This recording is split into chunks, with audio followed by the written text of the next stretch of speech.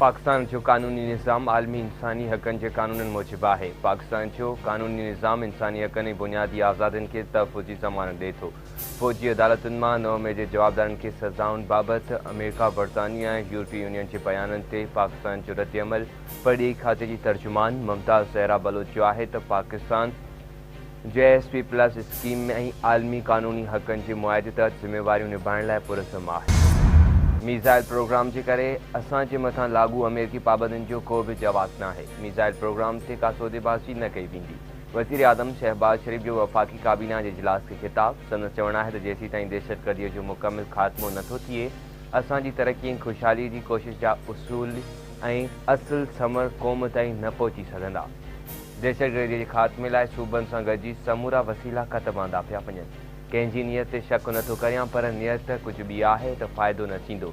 उमेद आहे त PTI हुकूमत गॾिजी को अहिड़ो हल कढंदियूं जंहिंसां मुल्क जो फ़ाइदो थींदो। असां ख़ुलूद सां अॻिते वधंदासीं, पर ताड़ी ॿिन्ही हथनि सां वॼंदी आहे। उमेद आहे त PTI बि मुल्क जे मफ़ाद में कमु कंदी।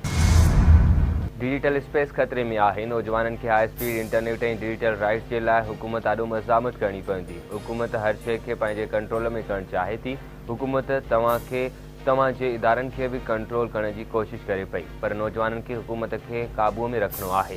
पीपुल्स पार्टी चेयरमैन बिलावल भुट्टो ज़रदारी जो IBA यूनिवर्सिटी सखर में कॉन्वोकेशन खे ख़िताब। संदसि चवणु आहे त तालीम सां दुनिया जी कंहिं बि ताक़त जो मुक़ाबिलो करे सघिजे थो। नौजवान पंहिंजी तालीम सां दुनिया में को बि मुक़ाबिलो ऐं मक़ाम हासिल करे सघनि था।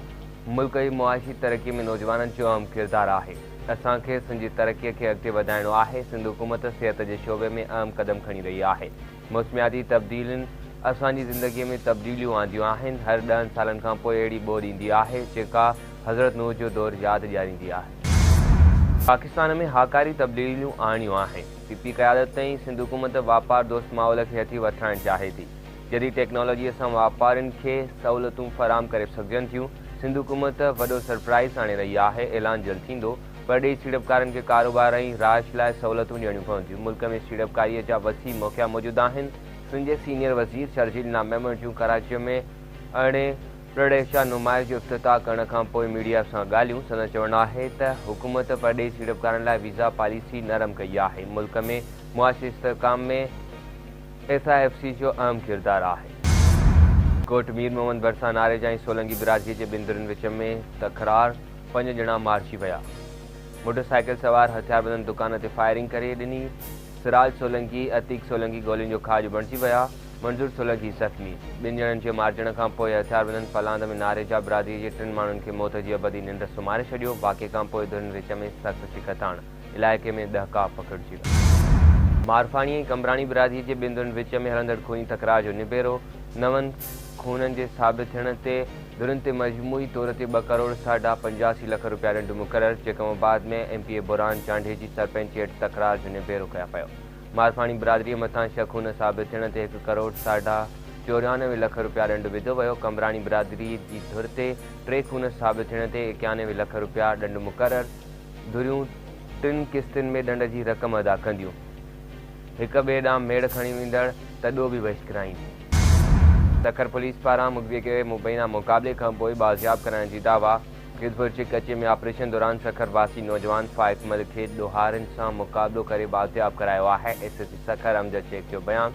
नौजवान खे 31 अगस्त ते सखर मां अगवा कयो पियो। ICC चैंपियन ट्रॉफी जी इफ़्तिताही मैच 19 फरवरी ते कराचीअ में खेॾी वेंदी। International cricket council champion trophy जे शेड्यूल जो ऐलान करे छॾियो। 19 फरवरी खां शुरू थींदड़ चैंपियन ट्रॉफी 9 मार्च ताईं जारी रहंदी। पाकिस्तान न्यूज़ीलैंड विच में पहिरीं मैच खेॾी वेंदी।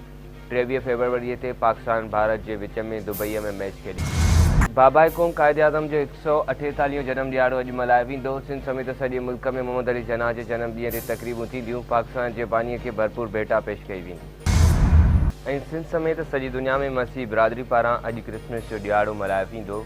कराची, हैदराबाद, मीरपुर ख़ास, शहीद बेनज़ीराबाद, सखर ऐं लाड़काणे में चर्चुनि खे सिंगारियो वियो। मुख़्तलिफ़ मुल्कनि में बि मसीह बिरादरी तरफ़ां क्रिसमस जो ॾींहुं मल्हाइण लाइ तयारियूं मुकमिल कयूं।